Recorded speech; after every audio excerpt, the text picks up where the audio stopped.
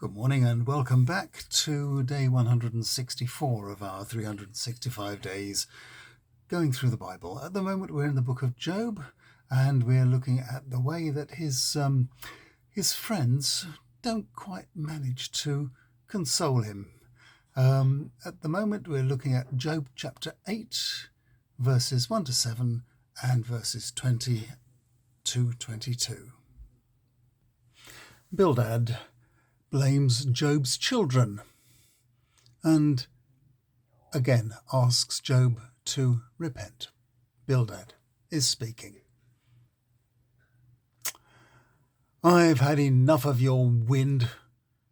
God never warps justice. He's always right in his deeds.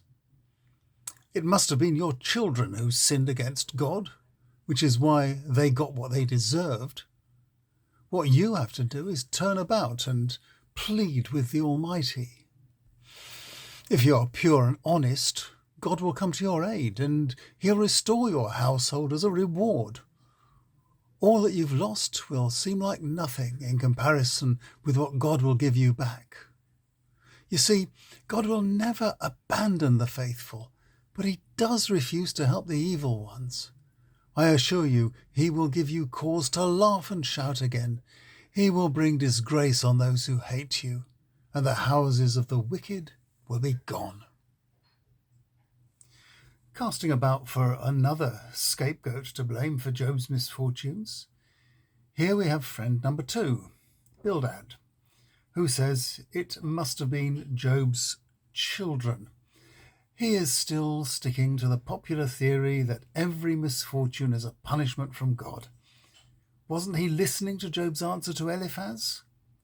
Perhaps this reflects a kind of fingers in the ears response from the traditionalists to anyone who even attempted to tweak their strict lines. The basic problem was a refusal to face the fact that life just isn't fair.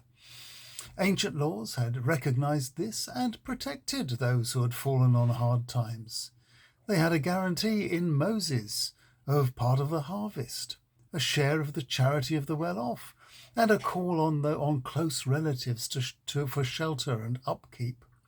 Such laws originated when they were nomads in the desert or just beginning to settle the promised land, and mutual support was vital to everyone's survival. In this newly settled community, 850 years later, it looks like mutual support was breaking down in the face of a culture of blame and recrimination.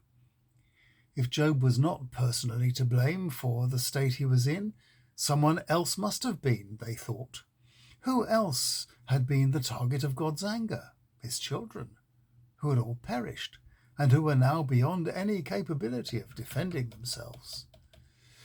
There's no doubt that right up to the present day, life remains unfair.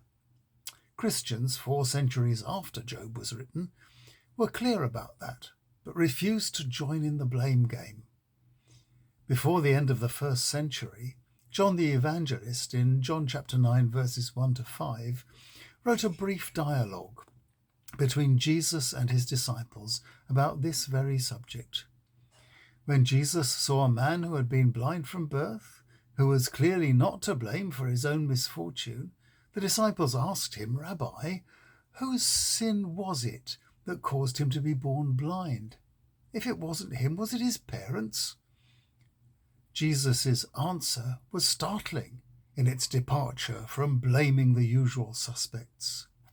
Jesus said his blindness hasn't got anything to do with the sins either of himself or of his parents. He is blind so that people will see God's power working in him. The difference between Jesus and Bildad is clear.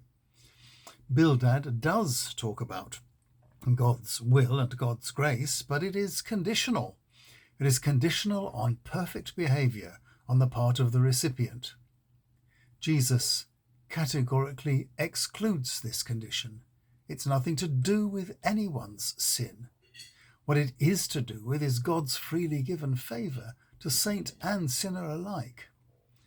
In today's gospel passage, the blind man was healed without having his sins forgiven, or even knowing who Jesus was, let alone professing faith in him.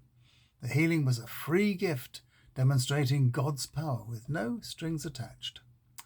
Now, this doesn't take away from the fact that life isn't fair, but it does bring us back to the morality of the Exodus community, reminding us that we are all in this together.